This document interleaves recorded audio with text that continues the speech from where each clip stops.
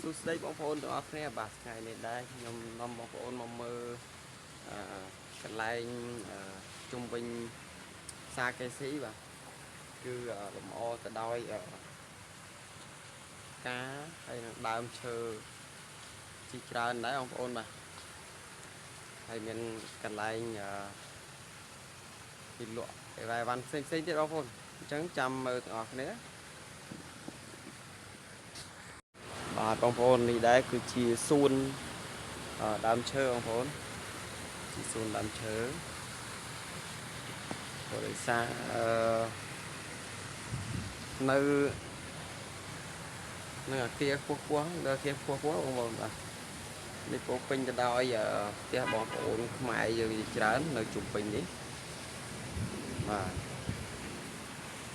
អញ្ចឹងបងប្អូនចាំទៅមើលនៅខាងកន្លែងផ្សេងទៀតនេះគឺជាជាន់ខាងលើកន្លែងស្កែបអាបងប្អូនបាទអញ្ចឹងបងប្អូនទំនេរក៏អាចមកលេងទីនេះបានដែរហើយជាពិសេសបងប្អូននៅកន្លែងអង្គុយលេងបាទគឺមានតុជាជូអញ្ចឹងហ្មងណាបងប្អូនបាទនេះជាតុដាក់ជាជូហ្នឹងហើយខាងក្រៅមិនដែរក៏មានអាងហែលទឹកបងប្អូនបាទបងប្អូនចង់ហែលទឹកអីចឹងទៅអាចមកលេងបានអញ្ចឹងខ្ញុំសូមreview ពីខាងជាន់ខាងលើនេះវិញ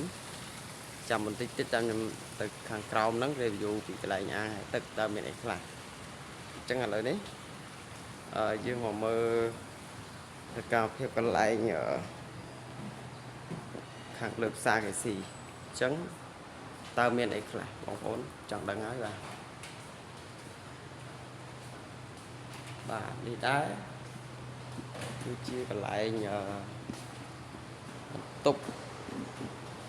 សម្រាប់គេងអីចឹងទៅបងប្អូនហើយលម្អទៅដោយផ្កាហើយតាមអញ្ចឹងក៏មានលម្អ